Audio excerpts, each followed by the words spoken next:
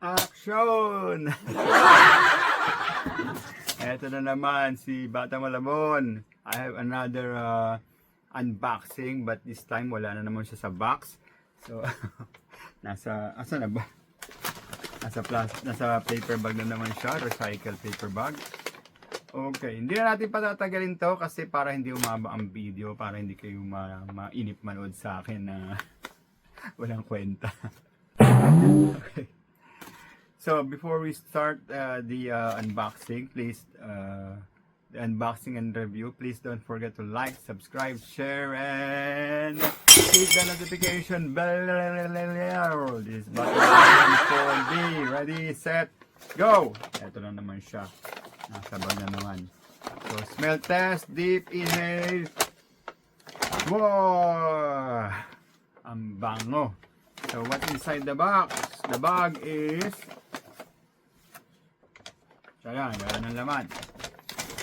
Yan. Under Armour, ano siya. Yung medyas, socks. Pero smell test, hindi pa siya amoy daga.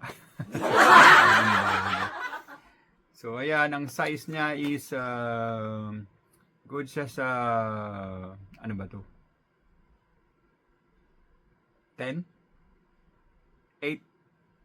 Hindi ko maintindihan.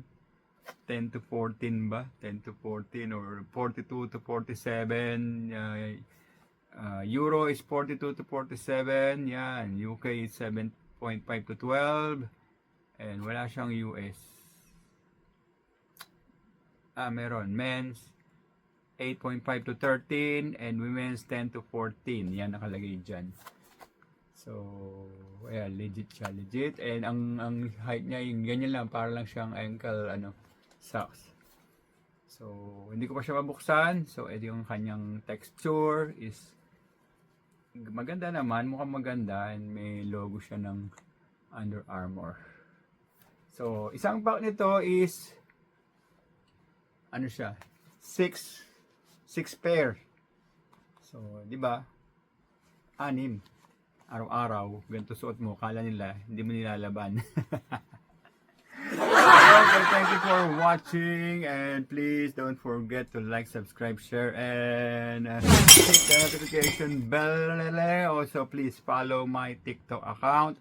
Just search Bata Malabon 4D, and asan na yung